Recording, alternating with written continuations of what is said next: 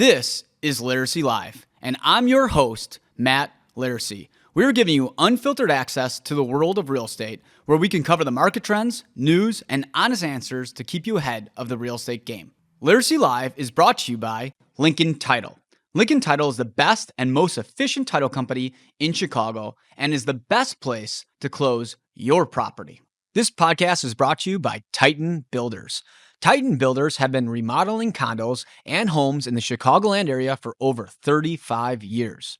Whether it's remodeling your kitchen or bathroom or getting your home ready for sale, Mike and Mark are your go-to guys. Laricy Live is brought to you by Guaranteed Rate and Ben Cohen. Ben Cohen is the #1 lender in Illinois and can close your loan in as fast as 8 days. Okay. All right. So today we're talking a little bit about the burbs of the city and the city of the burbs, right? Is that what we're doing here? I just drove 45 minutes for this, so. Did it take you 45 minutes? Yeah, how long did it take you? I made it 30. I mean, I beat you here. Yeah, but I left later. How do you know? I mean, I left at like 9:15. Did you drive by my house to see if my car was going? Yeah, no, I don't take that route. You live in the richer side of town. Yeah, so I don't associate with the poor people. Yeah, you're in the high society. I had to get my guy to like move the. I had a couple rusty cars blocking my driveway. I don't drive on that side of the tracks. Yeah. I don't let my kids either. There's a line like don't. Listen, I totally don't go on that side of the tracks. We tend not to talk to the kids south of the tracks. Yeah, it's just like no manners, no scruples. Anyways, we're here with J Maggio. Just Jay. Is your full legal name Jay? Yeah. That's your just Jay. Just a letter. You know what? I can see that the parents are like, I don't know, what do you want to name him? I don't Jay. And they're like, I have a story Jay? about it. I have a story about it. Okay. My dad was Jasper. He hated that name. Okay. So he shortened it to Jay.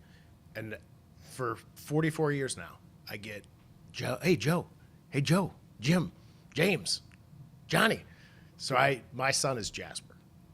I don't want him to have to carry that cross. So wait. His entire life. So your dad hated the name Jasper. Yes. Then he named you Jay. His name is Jasper. His dad's name was Jasper. I was the third. So so because he hated the name Jasper, he named you Jay. So then, because you hate your name so much, you've then given your kid the name that your dad hated. When my son was born, my dad then started going by Jasper again because he thought it was cool. Full circle of life. It's like the Lion King here. Yeah, the Lion King. Yeah. Okay. You're kind of like a Simba. Yeah. Right? Are you ready for your ratings to just go through the roof after this one? Yeah. Yeah. So Jay lives in Hinsdale, on the south side, no, north side of the sides. The poor side. Yeah. Yeah. Are there other people over there? I don't know. I drive through it. Yeah. Okay. There's a couple farm. My neighbors have some farmland. Okay. There's some cows out there. Yeah. Some peasants. We're just kidding. Somebody out there's gonna be like actually upset, but like somebody's upset over 99% of the stuff you and I say. Yeah, that's true. That's true. I'm gonna continue what I've been doing for 44 years and not worry about it. It's just a joke, guys. It's like when I say like hitting kids. Like it's just a joke. Anyways, you've been selling for how long? You been selling the suburbs for? Suburbs probably 13 years now. Okay. Like sneaky fact, I started selling in the city, but always lived in the suburbs. Most people just assumed that I was in the city, but that's when I was in my late 20s, that's where everybody. Did you ever live in the city? Yeah, live in the West Loop Skybridge. I was the original owner. How long did you live at the Skybridge for? 2004 to we moved out of there February 2009. Who's we? My wife and I. So and when did you guys start having kids? 2000. How many kids you got? 4? I got 4. He's got 4 kids. 2010. Okay. And now Jay is proudly in the suburbs in the Hinsdale region. And funny fact, we opened up an office in Hinsdale. I heard it's a nice office. Which Jay has not gone to yet. But I've known Jay for maybe 6 years. So yeah, 7 years. Lupescu. Okay. Yeah, we met through Tony Lupescu, who's like just a bad lender. Just like really terrible. I would give Jay all of our suburb business. Yeah. And then when we decided that it was a logical move to open up something in the suburbs, we wanted Jay to come on board. And for me, I just keep seeing the same trend. We sell like these like $300,000 to $600,000 properties.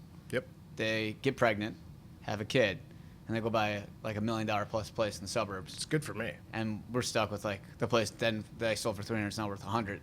and he gets the bigger sale.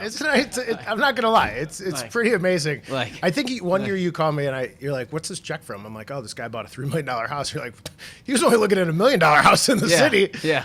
It's just like these guys their budget just quadruples the minute they go to the suburbs. But it is quite a different market out in the suburbs. First off, how do you like living in the city? How did you like living in the city compared to living in the suburbs? So I never had kids in the city, so I don't. Yeah. My perspective on it's probably a little bit different than a lot of our clients, where they have one or two and they're like, "Whoa, Yeah. need schools, want more space, want a yard, etc." So I have been out there. I mean, I grew up out there and have been out there forever. So I love living out there. Yeah. I mean, I like being able to pull into driveways and not have to pay for a parking ticket and take my license plate that I don't have in the front of my car out. Yeah, speaking of which, you probably should fill the Gonna meter. Up my parking meter. Yeah, I He's- just pulled my second license plate out and tossed it on the front dash for the next hour. But, it's great. I mean, I've lived in Burr Ridge, Clarendon Hills, Hinsdale. What's your favorite one so far? I mean, I'm more of a house guy, so I like my current house. Okay. I like the setup. I like the space. It's more space. Yeah. It's private. But I feel like there's a but there. It's an old house. There's Okay. some quirks to it. Smaller rooms. North side tracks. It's loud. Yeah, north side of the tracks. Yeah. I don't got that south side of the track money. Yeah. you know? What's the difference? Just because we're talking about north side, south side. So in Hinsdale, there's the north side, Yeah, north of the track, south like of the tracks. all of these towns pretty much have like 4 quadrants, right? There's Yeah. there's a north-south line, there's an east-west line. And, quite honestly, like some of it's lot size, so you got smaller houses in some areas because it's more dense. And then, Yeah. we're southeast Hinsdale, there's a minimum lot size for each lot. So those houses just naturally are bigger and more expensive. Right. So, I mean, and there's been this perception in certain suburbs, in certain areas, that things are more expensive than others. Although I haven't really seen it so far, but that's, I mean, I tell people all the time, like price is kind of just a factor of demand. Like, Right. it's not like Hinsdale's a better town than Western Springs or LaGrange is better than Downers Grove. I mean, the housing prices reflect what people want to pay for that location and that house. Right. I mean, they're all great areas. I mean, to me, it's been baffling how expensive the suburbs have gotten. Like, Yeah. I remember when I got started, and I took the company to the downtown markets, I was like, this is where the money was. Was where all the volume was. This is where everybody wanted to be. I felt like when my career started in 06, River North, Gold Coast, Streeterville, those were your high net worth areas. People strove and worked their whole life to make it to get something. If you had a big house on the Gold Coast, if I heard of that, I'd be like, oh man, this guy must be super rich. Must be a CEO or Yeah. But now it's kind of seems like it's the opposite. Well, think about when your parents bought. My parents bought a house in Burr Ridge in 1986 and Yeah. paid $460. Yeah. And I remember growing up, people were like, "Oh my God, your parents have this big house." And I bought my first condo, and it was a 1,300 square foot 2-bed, 2-bath. Yeah. For almost $400,000, and my parents trying to wrap their head around that idea, and now. You buy a $1.3 million house in Hinsdale or LaGrange, it doesn't matter. Yeah. You're barely getting 3,000 square feet. If you're lucky. Yeah, if you're lucky. But when did you start seeing the change where now it seems it does seem like all of our clients, once they have a kid, they used to stay there for a year or two, sell that, buy what I would call a step-up place. So a step-up place would be a place, kind of bridge the gap for another 4 to 5 before the kid would really have to get into schools, so they'd leave. Naturally, I think the big factor is schools. Once school age hits, Yeah, they're I would say kinda there's moving. there's a couple big school years that you're going to move around. Kindergarten, right? Yeah. Just the start of elementary, and then high school, Right. and then when kids graduate high school, parents are like, "I'm not paying taxes anymore. I'm Right. done. We're Right. let's get out of here. Right. Or buy something smaller." Right. So it's when did you I feel once the pandemic hit is when the suburbs really just wanted to. I mean, if you looked, the house we bought in 2018 Yeah. was on the market for 2 years. Yeah. If you drove down County Line Road between 55th Street and the train station, so we're talking 6 blocks, 7 blocks, Yeah. 17 for sale signs back in 2017. Yeah. And And now 1. it's funny that I had buddies that bought in Hinsdale, Burr Ridge, and Western Springs and stuff there'd be a house for $2 million that the people paid $3 million for, and they would offer 1.5 and they would get it. Yeah, that's what we did. I made an initial offer of 50% of asking price. And if I gave you that offer today, what would you tell me? Well, I would be like, yeah, I'll take it if it's in the Gold Coast. Is it still that bad in there? It is. So like I do feel like the markets in the city of the burbs have flipped, like in the sense that 100%. like like if you have, because all of our, like my point is like a lot of these people that would do the step up, they would then buy like a 3-bedroom in River North or West Loop, Sure, and kind of wait till the kid has to go to grade school, and then they would move to the burbs, and then now it's like the kid is born and they're just out, they're just gone. It's very rare I see people here. Well, I mean, the pandemic, the whole work from home thing, like people don't have to like be in the office anymore. So now it's like, I mean, I met somebody this weekend that was like, they have no kids, and they're looking in LaGrange, and they're just like, we want a yard, we want more space. Like I only go to work 3 days a week, and my wife works at a Midway. I think that's been like the big thing is the pandemic with the work from home. I think schools, I have a personal theory that I think a lot of people have kind of lost faith in some of the schooling system, because I feel like that's a lot of ones that people are just like, before I think people kind of liked a lot of the public schools, but and I'm not saying somebody out there's going to give me a lot of slack for it, but I'm saying like just from what my clients have told me, okay, and like why we see them move right away is like I'll be like, like you're in a good school district here, and they were like nervous, well, it shut down a lot, and they were just kind of sick of it, and they kind of went to the Can I burbs. tell you something? I've still never understood how CPS works and how you get into those schools. It's we had a woman on here one time, very fantastic. She was very full of knowledge, but like I felt like even at points she struggled to like explain how it It's works. like property taxes. Like no one really knows. It's like a it's- mystery formula. It's especially like the ones that you got to test into, and I think that's a frustration for a lot of parents, because if you have 1 or maybe 2 kids, you can manage getting your kids in the city with schools.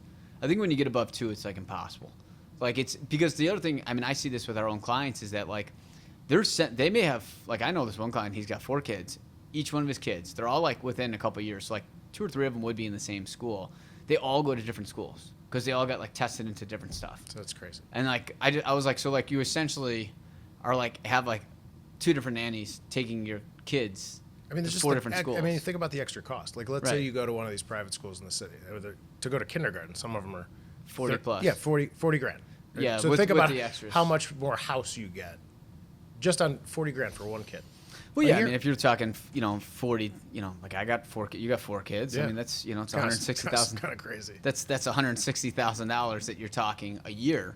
Yeah. That I could just do whatever I want with.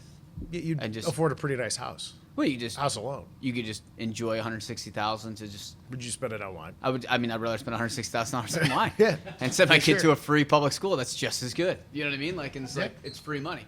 But I think that's the big thing of why we're seeing a lot of our clients move from the city to the suburbs. I think the pandemic is one of them with the extra space, working from home more. I think the second one is once somebody has kids and if they want to grow their family more, they're usually out pretty quick.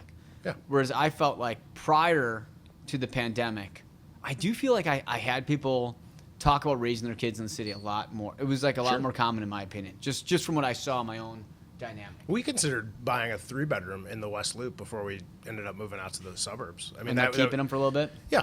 Like, I mean, I think like, and then it just, circumstances were what they were, and we just decided like, hey, let's just move out to the burbs. Yeah, I think I think if you work a lot, it's easier for the kids.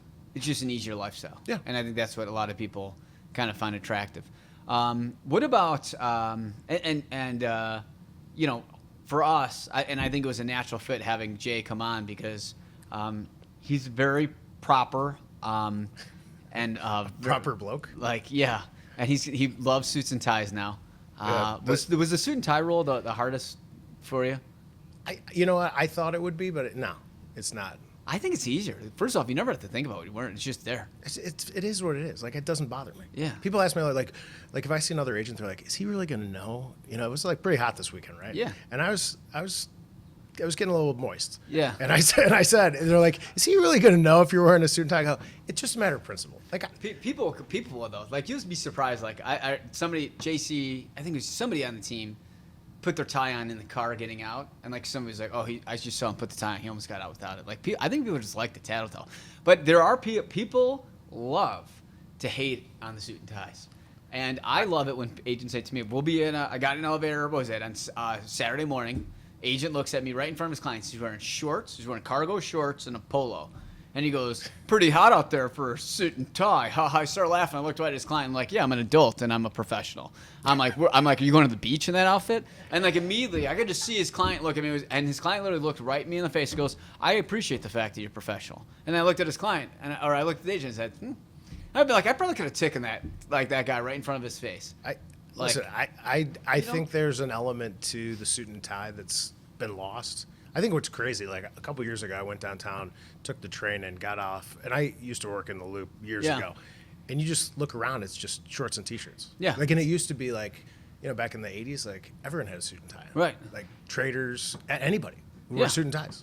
Now it's, when I walk in the Starbucks in Hinsdale, like you walk in with a suit and tie, people are like, I stopped going to that one because of the suit and tie. I People didn't are want people to see me in a suit and tie. people they don't know what to expect. They're like, what's going on over here? Like, I don't know.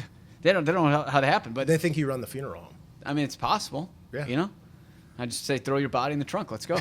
But the what do you see like? So for me, even just on a professional standpoint, with the like when we talk about like when we look at like the city compared to the suburbs, what do you think the difference is in an agent dynamic, like in a professional dynamic, like other people you deal with? Do you think there's a difference in the city compared to the burbs? So the thing with the city, the thing with the city is like, I know there's agents that like farm certain buildings and that's their building, or just work in certain neighborhoods. Yeah. But like in the suburbs, it's kind of like town to town, right? You've got a few agents that control or have like the majority of the listings in a specific town, but then you've got these seemingly thousands of people that are just doing one or two deals a year, and I think like it's a big area, but it's small at the same time, where you kind of like know who you want to work with, and like who's going to be easier to work with, get a deal done, and it goes a long way, especially because everything's multiple offer. Yeah, I mean, I think first off, I think the concentration of realtors in suburbs is insane. Greater. I think it's every other house like someone has a license. Yeah. Like I mean, I dropped like Starbucks, like the realtor's like, oh, you know so-and-so. I'm like, I don't know. Like, I mean, the guy that runs like the FedEx ship thing in Burridge is like Charles Rutherford. Yeah, like cards. I'm like, oh, great. But like to me, like that I've seen, especially now that we've opened up the office in the Hinsdale, I've talked with a little bit more agents than in the Burbs. It does seem like less professional to me. I feel like you have a lot more part-timers out there than you do in the city. Whereas in the city, I feel like the age demographic is younger. Yeah. People are hungrier. It seems like people like really take the job a lot more serious. They want to really climb the ladder. And in the Burbs, I feel like a lot of people are a lot more. I feel like, don't get me wrong, there are some like huge hitters in the Burbs that do very well and take it very seriously. But I feel like I run into a lot more like, I've got my license. You should use me. There's a lot of people that, like I said, the onesie twosies, right? Right. But the ones that do this full time and high volume, they crush it. They're great. I'm not saying. I'm just saying. But you're right. The concentration of higher volume agents the disparity is huge. Yeah. Right. It's like 90% of the business is done by 2% of the agents. Right. Like in the Burbs, you got like maybe let's call it 10 people are like super crushing it, do really good, and there's like 3,900 people that get maybe one deal. Yeah. But you run into more of them. Yeah. Then I think anybody. You have to. I mean, it's a seller's market. Like these guys, like if they catch wind that they got a friend selling, I mean, they're gonna sink in. What about what's your thoughts on Sentry Locks? Oh my god, like this tech. So let's just back up for a second. In the city, we show our listings. So we get a SureRequest. Request. We show some of our listings. We show the listing in the suburbs. In the Burbs, they have this thing called What is Sentry Lock? You have lockboxes. I've seen them. We have lockboxes. I fumbled with one of Mickey's lockboxes years ago. He'll have it on site to grab keys sometimes. How dare you? But like, first off, Mickey's doesn't work anymore. He's in Vietnam. So is he really? Yeah, he moved to Vietnam. No kidding. Yeah. He moved back home. That's great. Yeah. So he's out there selling. I never knew his accent. We just went. He's Vietnamese, really. Yeah. I had no idea. Yeah, he's out there opening. I always thought he was British. Didn't you? No, he's South African. Isn't he your brother-in-law? He's my brother. He married my wife's sister. That's awesome. Yeah. It's like a family business around here. It is. Yeah. Jess is like. This is only the second time I've ever seen Jess. She texts and we call a lot. That's Jessica. Do you know Jay? Yeah, she likes to. Have you met her before? Him? Have you met him before? Yeah. Once. This is my second. When you guys were done, I was obviously going to say hello. Yeah. I want to catch up on that text thread, too. Which one? The one Matt showed me this morning. Whoa. Wow. High drama in the Laricy office. That could be part of the thing. Sentry Lock. Sentry Lock. It's a very, very high technology device. Jay loves Sentry Locks. No, I hate them.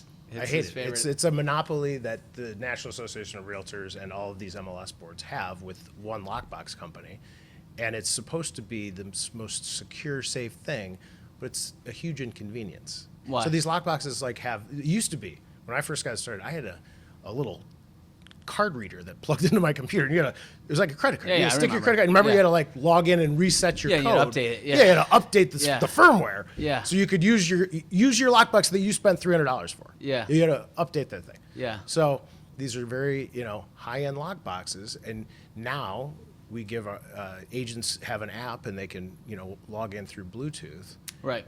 To access keys to listings that are being shown on Sentry Lock. Yeah. How do I feel about them still? I mean, I've only used it once, so I don't know. Are you one of those agents that has to get a one-day code? Yeah, You ever we seen gotta those get one of those. listings where they're like, Yeah, if you need a people- one-day code, you can show it in a week? They won't give you the 1 day No, code. it's super inconvenient. It's like, but what's the point? Like, I mean, so the guy yelled at me when I asked for 1 day code. I sure First off, did. it was a city listing, so I'm like, I was like, you should come. He's like, you need to get a Sentry Lock. I was like, you should be a professional and actually share a listing like everybody else does. What if he has kids and he's a single dad? That's not my problem. Okay, Get a just different asking. job. That's fair. Yeah. Like, I mean, then don't take the listing. If you were Take a a real co-lister. estate agent, what would you do? I'd be a part-time dad. Part-time dad? No, I would be in real estate. I'd be in real estate. Are you a part-time dad now? I think I'm like a fill-in. Like I come home and people are like, "Who is that guy?" They're like, all right, fake dad, you can leave now. They're like, "Dad." Matt number 2, you're no longer needed. It's 9:30 at night. But no, I came home last Sunday early, and because it's light out more. Yeah. You know. It was light till like 9 o'clock last night. My kids were like, "What happened?" It's like, there's something. Remy was like, "Is something wrong with the office?" It's like, "Why are you? The sun's still up. Why are you here?" Did the market crash? Yeah. Yeah, and then Rowan's like, "What's Dad? What's going Why's on?" Dad home so and early? he's like, "Mom, is something wrong with the office? Something wrong with the office?" I was like, "What are you talking-" Like, But, it's funny. Nobody's happy to see me. Like nobody. When I gives a started shit. wearing suits, none of my kids noticed. Yeah. They're like, oh, you look nice. No one noticed, like, why are you Yeah. wearing a suit? Are you going to a funeral? Yeah. You going to a wedding? Yeah. They're It's like- Tuesday at Yeah. 10 o'clock. You going to a wedding? They're like, who is this guy? So why do you hate Sentry Locks that way though? Like what you said you had this big problem. with I Sentry Locks. had this issue where I had a client come home from a 10-week European vacation at 11 o'clock at night, calls me because it's in do not disturb mode. And I was like, I don't even know what that is. So I was like, here's a code. Can't get in. So then I call Central, the board mandates the hours that the do not disturb code, nothing can open it. And I gave him permission to break the lockbox open, which took a saw and a grinder. Do you know what a grinder is? Not the app Okay. that some of your admin like to go on, but it's a saw with a diamond blade. And this guy went to town on it at midnight. And he's got 2 kids, and as somebody with kids, and I'd get home from a trip and I can't get in my own house, I'd be pissed. And the reason they couldn't get in is because somebody locked the back door from the inside. But that's also. But I don't like. It's not Sentry Locks' fault. No, it is their fault because It sounds like maybe you should have been a little bit more prepared. maybe they should have had better customer service and got my clients into their house. Why would you take on? Why would you? I'm not going to use them anymore. Why can't I'm you- phasing it out. I'm getting Bluetooth master locks. Why can you not do a? Who's at the 11 door o'clock? now? That's Gretchen. Oh, hey, Gretchen. It's like hipster Gretchen. So I don't know. Do you have a bike or did you hike here? Where do you live? She looks like she just came from a New Mexico hike. She kind of looks like she just got done with Burning Man. Yeah. I don't know.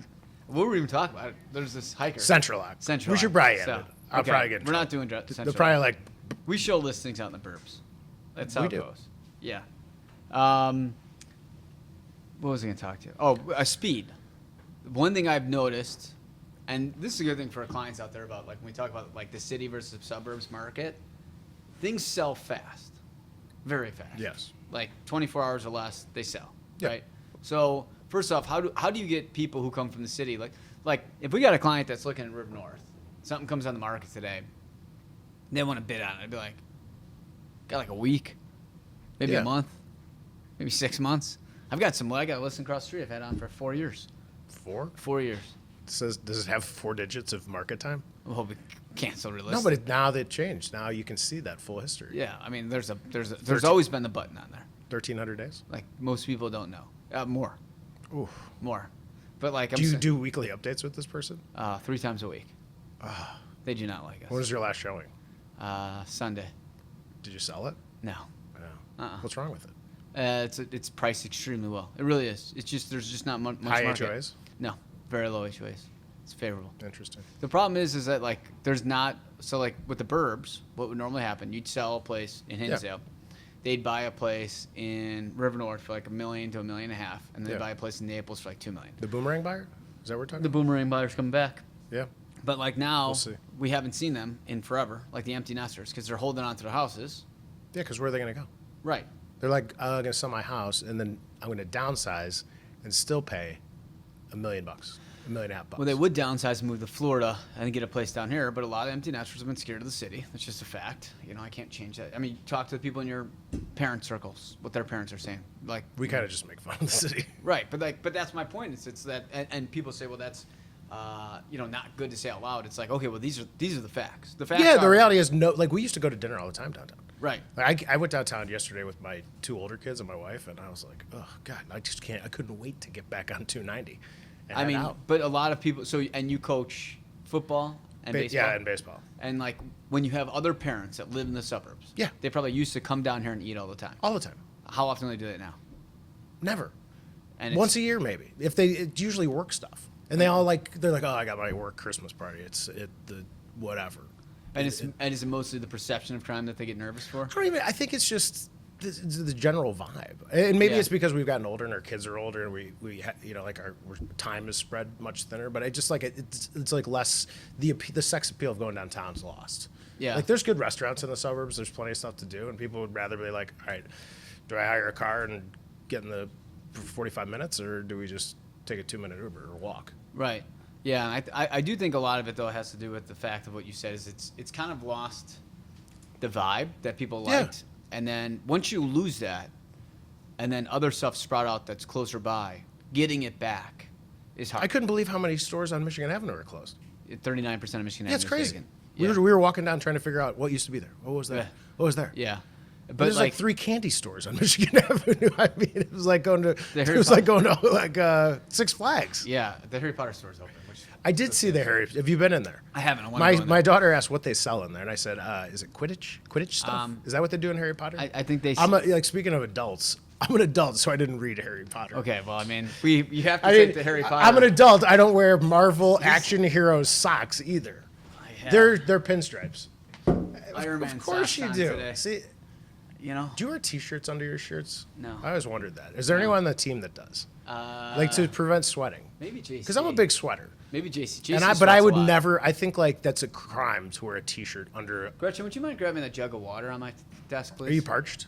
I'm a I mean, I'm going. I'm riding dirty, no water for this thing. But this guy can edit it, right? No. Oh, this is this Facebook Live? Yeah, he doesn't have the ability to be able to edit. Do you think it's kind of like a Thank you. misnomer that it says live underneath your name there on the wall, but Well, this it's like- isn't live? It's like Is it live here too? I don't know. Could be. Yeah.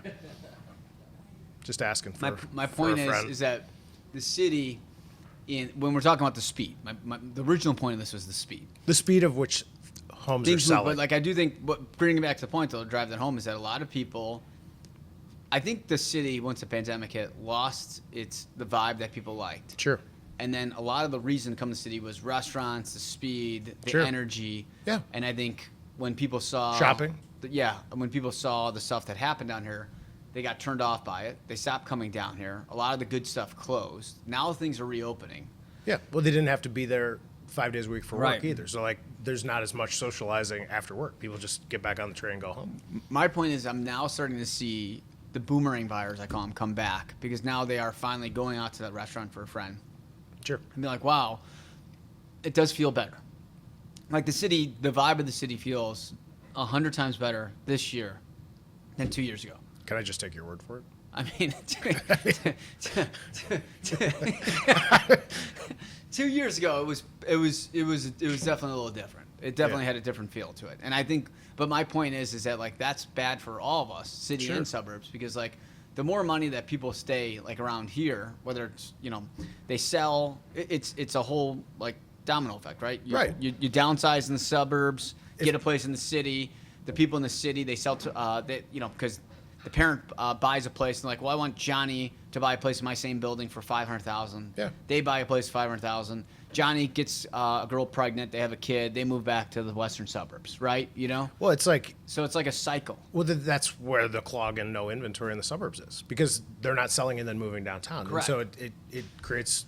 That's my point. It's like, and the other thing is that the Florida, Arizona, and these They got all overcooked. Right. Those got high, and now those markets starting to drop, and now people can do the two instead of just have to buy one. Yeah. Because like Naples, like somebody buy a place in Naples for, it would be $1.5 million. Then it went up to $3 million. Now it's back down to like probably closer to $2 million. Big thing down there is the wait list to get into golf courses.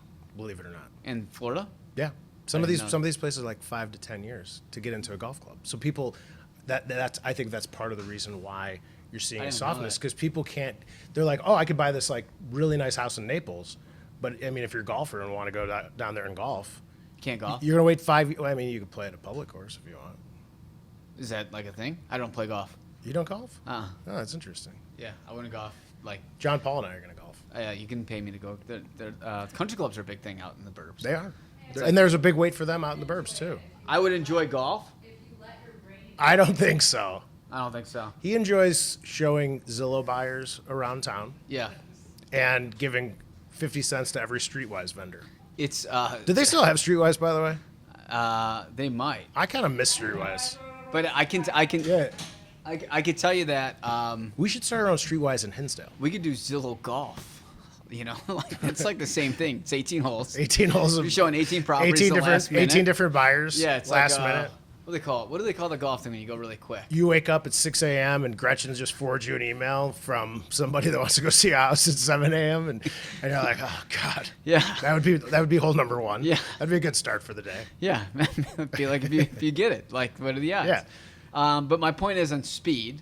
Okay, going back to my original idea. Yeah, we've really gone off topic a little bit. But well, I mean, I will say though, like to close the loop on that though, is that I think the key to the city coming back is the people in the burbs believing in the city again, which I think is lost, especially in the high net worth areas. And as much as terrible as some people may say that sounds, the reality is that like, and I tell this to people all the time, is that when people have these lofty ideas of how to make the city better and how to like create all these programs, unfortunately in life, none of that exists unless you have money.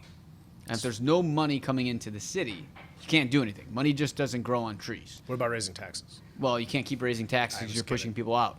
So it's like, okay, well, you need rich people to come to the city because they can then buy places that are expensive, to pay the taxes, to spend the money. That's how our economy works. And then that creates more jobs. Then you can take that money, give it to the, areas that need it, and then give that areas better, resources to then like prosper. So it all stems from that. But like, if there's no money coming into the city, that's the problem. And I think that's the problem that we see right now, is that like the city is, in my opinion, the downtown markets are still as bad as I've ever seen them. Yeah. And the core downtown. core downtown. Yeah. Like Lincoln Park's on a different platform. Like it's money doesn't matter, comps don't matter. West Loop's fine. It's getting better. It's not fine. I wouldn't say. That listing with Yeah, John but Paul, like in 10 seconds. That's like, that was priced really well, showed well, checked all the boxes. Okay. We got one just a little bit further west of that. That's the same price. I haven't had a showing on.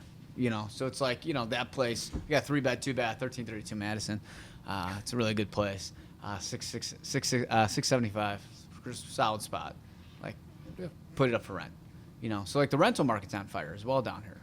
But like, we need the money from the burbs coming back in, and we need that cycle to keep up, and we want the suburbs to kind of start then going down and the city coming back up. I mean, that's self-fulfilling prophecy. Do you think? Do you see the suburbs taking hit at some point? Are you seeing market time grow? I had this conversation yesterday. It's like, what's going to cause the suburban market to go down?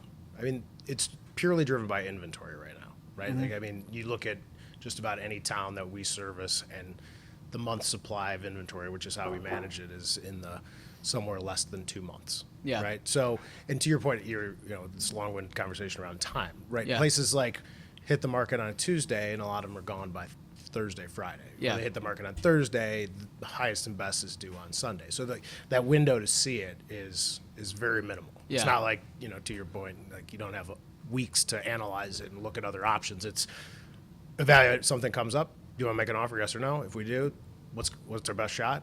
If not, we move on and wait for the next one. And that next one may be, I've had clients where I'll go like 2 months without seeing.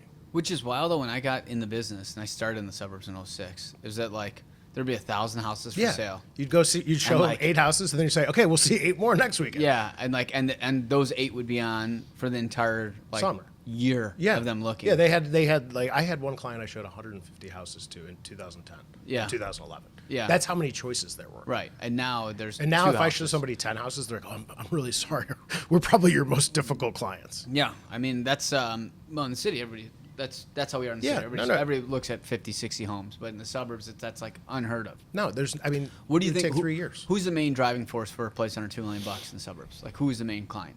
Buyer, seller. Buyer. We're seeing a lot of people that are coming from the city, like to your point earlier. Like Yeah. some of these people like really push their budgets Yeah. to buy it. Like their first house is $2 million. But aside from that, it's somebody that, maybe bought in the suburbs before the pandemic. Yeah. Probably spent somewhere between $5 to $1 million and has probably gotten at least 50% of equity, if not more. Yeah. And then is like, you know what? Like we outgrew this space. We knew we would at some point. We're ready to pull the trigger. The problem is though, if you look across all these suburbs, like every price point starved. Yeah. Everyone. Like each town, there's no like, Even like the high end luxury. yeah. High end is, it's obviously it's a very specific buyer, right? With a Yeah. that wants it, but some of that stuff's moving like this. So would you say the majority though that's buying, which is people with kids coming from the city, would be a huge portion? 100%. That's like 75% Okay. of our clients. And then so because of that, so like I always talk about the cycle in the city was different than the suburbs, meaning that Yes. like our hottest markets is mid-January to the end of May, and like in the burbs, it in my opinion, used to be like March to like probably July 4th. Yeah, that whole adage about the Super Bowl being the But, kickoff to but listings. now I feel like you guys are probably tied to the rent cycles because there's so many people from the city. So like January's probably still a much better month in the last couple of years than it was. Yeah, it's pre-pandemic. definitely. I think the two markets have lined up more in the Yeah. last few years than they have when I first started in 2010, which was, city was hot right out of the gate, Yeah. and then kind of cooled off as summer approached because people were like, hey, we got 4 months to enjoy it. Right. Like we're not thinking about real estate. Right. Whereas now, like some of these people that have been renting or whatever their situation in the city is that have been looking for 6 months to a year because they just can't find anything, they're ready to go at any time. Yeah. And so once they find something, it might not be like the perfect cycle to sell their place. And then they decide, they ask you like, should we sell it? It's September. Or should we Right. rent it? Or, try to get like an 18-month lease or something to put us on like a better cycle for selling. And so a lot of it, it's such an unpredictable time slot Yeah. for buyers in the suburbs right now. What about who's the average person that's selling? Somebody moving out of state. Where's the main state you're seeing those people move to? North Carolina, Tennessee, Florida. Those are, Tax-friendly states? Yeah, tax-friendly states, more land, especially like Tennessee and North Carolina. I see a lot of people that are empty nesters. Like, so, some of the older agents are having some of their best years because their demographic, the people they grew up with and raised their kids with Yeah. are selling. Like Yeah. some people that have been dormant in the industry for years are also like, whoa, that agent did like 10 million last year, or 20 million, which for them is like crazy. Yeah, because they just didn't see it. But they're like social, group is kind of like at that age now where they're Right. like, we have no one at home. We've just bought a place in Naples or California or Arizona, whatever. Yeah, All yeah. the like hotbed retirement areas. Yeah. So then they're coming out. Yeah. So in your opinion, you had to guess, how long till the suburbs slow down? You think it's 24 months, 12 months, 36 months? Never. I think it's at least 4 or 5 years away. So you think it's going to be another 5 You got to cycle. look at like where are boomers at, right? Yeah. Like my mom was born in 46, so she's like the oldest boomer. She's 78. She just turned 79 yesterday. Happy birthday, mom. And so the oldest boomers are 79. When was the last year Yeah. of baby boomers? Do you know? I don't know. I have no idea. All right, so let's just say they're somewhere between 79 and, Yeah. I don't know, 60. Is that fair? Yeah. 20 years of boomers, does that sound right? All right, so people in their late 50s or early 60s, even if their kids are out of school, they're probably still like, it's not like there's a ton of options. And again, until you see the return to the city where those people are like, you know what, we're going to go live in River North or the Gold Coast, right? Like all these high rises that you used to see, like the people that lived in the burbs for all these years. Like they live in an elevator building with full amenities, right? Right. Until that happens, or until some of the retirement destinations cool off enough to where they can enter, then we're stuck with low inventory. And I just don't think the demand from young families from the suburb or from the city coming to the burbs, I don't think that's going anywhere anytime soon. I think young families going to the burbs is only like a natural if you have more than 2 kids, like I said. But I do disagree. I'm going to make a bet of 24 to 26 months. That's my The prices prediction. will go down? Yeah. Okay. What do you want to bet? Is it like on radio where you have to bet sandwiches because it's illegal to bet like dollar amounts? I'll bet you the best bottle of wine you have in your cellar against mine. Ooh, I can't give you my best. That's the thing. My best is better than your best. I know it is, but it was a gift for my wife, and she'd probably be second mad. best. All right, fine. Okay. Second Yeah. best. We'll shake on it. So it's here. Yeah. We got 2 years. This is proof. But my point is, I'll give you my theory behind this, is the fact that we are seeing the retirement communities die down. Florida specifically, Austin, which is the most untouchable market in the country, which is now the biggest buyer's market in the country. You're seeing Scottsdale start to kind of take a hit a little bit. So you're starting to see these warm climate countries, cities start to take a hit. I think a lot of people move for political reasons and a knee-jerk reaction. And although they may agree with them, but they're starting to come back. Offices are starting to go back to work. And we're about 24 to 26 months away from a new mayor, which is going to change. I think the pendulum, whenever it goes an extreme one way, it kind of heals back. I think everybody in here has given socialism a try and is not a fan of it. And I think I'm not saying we're going to go like hardcore right winger. I'm not saying that. But I'm saying I think we're going to head more towards like our state's attorney is a good example. Like she's more of a moderate. I'd say a little bit further to the left than the moderate. But I'm saying like she's prosecuting people. That carjackings are way down. When was the last time you heard about carjackings on the news as wide as they were before, right? They've been down. And that's because she started prosecuting people. So I'm saying, like... Crazy how that works. It's like, they're like way down. Like, you don't even hear about it. Well, if I have to go to jail... I mean, it's not like they don't happen anymore, but they're nowhere near what they were, like, even at this time last year. It's not even, like, close. No, I agree. So like I'm saying is that, like, I think if we reestablish law and order and you get people going back to work and people start believing in the city again, it'll make people come back down here. And I think the vibe is just even again this year alone, the city feels. I feel like the city feels as close to pre-pandemic as ever. It's now getting the people from the burbs to come down to have a dinner and realize that like this is still pretty badass. The funny thing is, I actually don't think that if the suburbs eventually when they soften, I don't think it's a bad thing. No, I think if rates come back, if rates start with a 5, right, and there's 3 to 5 months of supply. And even if prices tick down a little bit, people have made so much money on their homes. It's like a non-event. Well, my point is, so I don't think the suburbs are going to be like you bought a place for 3, now it's worth 1. I'm saying like you bought a place for 3, it might be worth 2.7. Like I just think I think it's going to be a soft landing. Oh, 100%. And I just think totally agree. And I still think like the good thing that Chicago has, even our Chicago suburbs, but I think they'll still be good, is like our schools are actually really good. Illinois got like a great healthcare system, and although our taxes suck and we're corrupt, we do have a lot of good stuff going for us. Yeah. So I do think that will naturally attract other people. What about going on a completely different topic? You went from a big company to a small company. Yeah. What are your thoughts on all these big company consolidatings with the small companies? Because we're about to make an announcement right here. Are we really? Yeah. Are you getting bought? Yeah. Get out of here. Yeah. Jeez. Do I get anything? No. Who's buying you? Nobody. I'm just making it up. Oh, God. That was the one thing I didn't get in my ICA. He was like, wait a fucking money. What are your opinion? Because you've been in 2 big companies. We're not going to name them so people think there's like anything bad about them. I'm just saying. No, listen. Anyone that knows me that knew I was at Properties before knows that I left on great terms, and I have nothing ill against them. I think they run a great job. But what I don't understand is buying brokerages, because you're just buying agents, and with the hopes that they stay, and their production, increases. Yeah. I don't see how it's a good business model, quite frankly. I don't know how it's worth anything. I keep talking to people. It's like, what is it really worth? Nothing. Like, it's worth nothing. Like I don't get it either. Like I don't know. Like if somebody gave me $10 million and said you could buy a business, real estate brokerage wouldn't even make the top 1,000 list. I'd probably buy a Subway before that, and I hate Subway. I don't know about some. Maybe Jersey Mike's are doing Jersey pretty well. Mike's, yeah. Doing pretty What well about Firehouse subs? Bringing back down the city. But my point is that we are seeing a lot of that. Yeah, I don't get consolidation. I think maybe it's brand recognition. Oh yeah, they're at Dreamtown and Baird Warner this weekend. Yeah, big news. That's a big one because they're now. That's more city though. No, Baird Warner's using Burbs. No, I know, but Dreamtown's not. Well, Dreamtown's big in the city, right? Yeah, that's what I'm saying. So It's now like- Baird Warner's bought a bigger market share in the city. Sure. I feel like it's a big market share play. Just to be able to say, Well, it's kind of funny in the Burbs, like it's town to town. Like the Baird Warner doesn't even have a presence in Hinsdale. They used to, and then a couple agents left. Yeah. And then they were like, well, we can't support. Why should we pay for office space? Right. So but they have a huge presence in like they got good presence in Downers Grove and in Naperville. Huge Yeah. office. But again, why buy a brokerage? There's actually a lot of brokers in the Burbs I've never even heard of. Yeah. Then now that I've been studying rankings and stuff like that, I'm Yeah. like, well, who's? I'd never heard of AmeriCorp until I met you. Yeah, I mean That's that's what fair. we're crushing it, you know. So, but yeah, Bob so, Laricy here. How can I help you?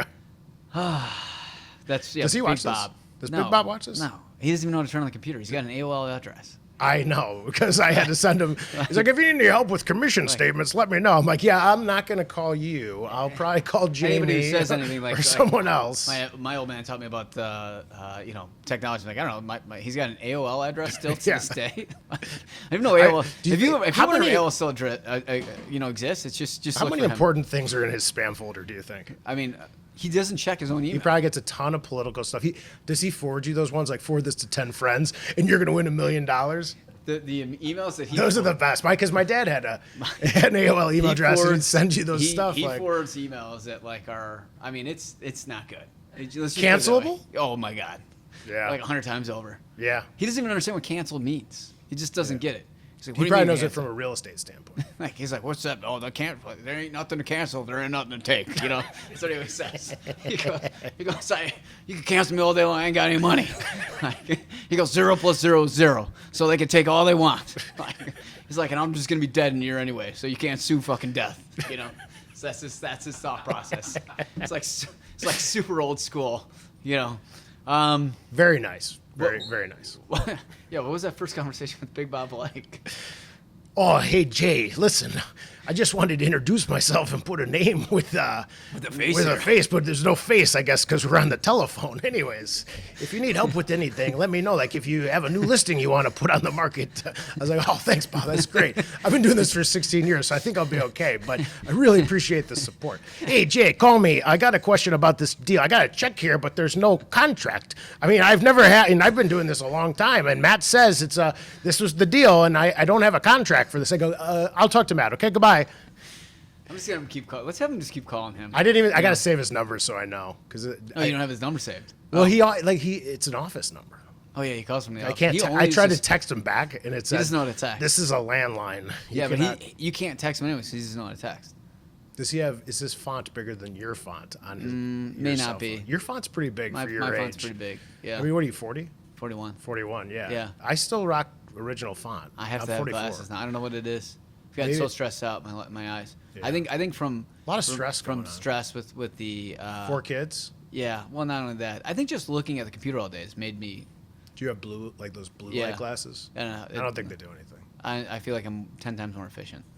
So, all right. Last thing. What's the most important thing you got to tell somebody that's moving from the city to the burbs? What to expect market wise? Coming from here to there. Just be patient. I mean, honestly, like it's not like, to your point earlier, like you're not going to have an abundance of things to see right away. Yeah. And so it takes a little bit of time to understand, get the dynamics of different neighborhoods and where you might want to land. But like once you like hone in on it, you have to be so aggressive. I mean, the stuff like each year, I feel like we're giving up something new. Like a couple years ago, we started when was the first time you ever did a post-close possession? Oh man, yeah. Those have Remember, been- like, and now, like, Yeah. in the last couple years, like, it's like here's 6 months for yeah, free. yeah, here's and if you have a client that's like a little bit older, the concept of them letting someone stay in their home for free, like their they're brains paying. explode. Yeah. Right. Yeah. So I mean, there's so many different levers. I call them the levers that we can give up. Right. Waive inspection, as is. Waive finance. Do you see people who actually waive inspection, don't do an inspection? Yeah. That's crazy. I've had 2 in 16 years do it though. I mean, I just One of them was a want- referral from you. Yeah, I just don't want the liability. I don't know. Like some people are house savvy enough to feel comfortable doing it. Yeah. I'd probably waive one. Yeah. Well, I've waived it twice myself personally. Yes. I mean, I was like, what am I gonna do? I mean, new construction. When I what are you bought gonna do? when I combined units, I bought that one. I was like, but it's a condo. yeah. Like, what's gonna happen? But Then the furnace broke right you when I see bought that. it. Like that's what you're competing against that stuff. Yeah. I mean, like what about one other thing? What's the number one thing that they should look for? Is it schools? What is it? I mean, I think it's just resale, like potential resale. Like, don't buy something because you're like enamored with the bells and whistles or the paint. Like, if it's sitting up against a busy, I mean, this sounds like common sense, but like the amount of stuff that people buy, like there's homes in the suburbs. I don't know why anyone would ever buy them. Yeah. They should be bulldozed and turned into park. Yeah, But- liquidity. Yeah, like I think like homes are more liquid than they've ever been Yeah. in the history of real estate. So like, you got to factor in like if I'm going to sell this in 5 years, like how do I protect, like make sure I'm going to buy something that's going to be liquid enough Yeah. to do so. Not Like, take a big loss. well, and like to your point, like if the market softens, you want to be able to do it. Yeah. Every property that I've personally lived in, I've Taking a loss on. taken a ginormous loss, Is that like 6+ figure loss. Yeah. Is that like? I've is always it- just bought That's what I almost want. as bad as like if I meet an agent that's renting. Yeah. Like, would you work with a real estate agent that didn't own a Well, that's what I home? always say is like I've gone up against a bunch of people like this guy's so rich. The guy he rents. Like I don't know. Yeah, Like, I mean, no, I mean, like, would you trust a shoe cobbler but that doesn't wear shoes? I tell all my clients liquidity, liquidity, liquidity. For me personally, if I really want something, I know it's not liquid. I know it going into it. Like I combined units in River North during the height of the pandemic. Like not the smartest financial move you're ever gonna make in your life. Too many kids. But like I want it, so like I did it. You know. Yeah, but I do think that liquidity piece of a house in the burbs is important. Yeah, I agree. Like not buying on top of the train tracks in a bad school district. Yeah, is probably gonna like hurt look you. at that house at the end of Madison, sitting on the train tracks. Yeah. like for $4 million. Yeah, now I know which one you're talking about. You Yeah. know, it's a great house, Yeah. awesome house, but Yeah, it's been sitting. yeah, Yeah. there's a floodplain there too. I bet you didn't know that. Now I do. Yeah, look at me just dropping knowledge on Matt Laricy, So number 2 agent in the city in 2025. we'll finish number one. But for all of our people out there that do listen, we do now have an arm in the suburbs. So when you do decide to make that move, give us a call. Jay could or could not be the one that we put you in touch with. Sometimes he's grumpy, so we don't do it all the time. But I thought you were going to say golfing, yeah, or golfing. You Or- can find Jay in the golf course. or in a baseball dugout, Yeah, in the baseball dugout. or on the yelling at football people. sideline. How dare he spend time with his kids? What a terrible, Yeah, your what kid a, should- your what kid a should know who terrible you are. dad. Yeah. Back in the 50s, you didn't know who your dad was. Came home, you're like, who's this guy? And then dad comes home, people run to your room. Like, Because of Dad's war? home. Are you talking about because of the war? When they came home from war and they were born while they were deployed? Is that what you're talking about? Did No, but like. you ever see those videos where they meet Yeah. their dad for the first time? Yeah. Is that how you were? Was Bob in war? No. No? No. He sounds like somebody who's killed a few people before. He might have done it before. Who knows? Like, he didn't anger for it. So, all right, anyway. He's on the south side, so you never know. Yeah, like where he grew up. He'll tell you the story. Ask him the story about when he got stabbed. That's a good story. Where was it? He's driving. One of his buddies stabbed Was him. it when at he a was driving. bodega? No, he got something happened in the car. He's probably said something stupid. Yeah. I would love to know the actual conversation. He's like, yeah, I got stabbed while I was driving by a buddy, and then we got out of the car and got in a fight about it. And I was like, well, what- Interesting. I don't know about you, but like I've been driving with friends before. I've never had a guy just stab me. So like, what was the thing that led up to that? I got punched in the face through, like, remember the taxi cabs had those, like, little windows? I had a friend that was hammered and reached through and punched me in the face and then took his brother's flip phone and snapped it in half, threw it out the window, then he got out and walked home. I mean, I don't know what happened led to that, but like, All Probably. right. Well, this is the guy we got for the suburbs. Yeah. Next week, Tyler and Kelsey will be here. All right. Thanks for listening to Laricy Live. That's it. All right. Ratings are going to be through the roof.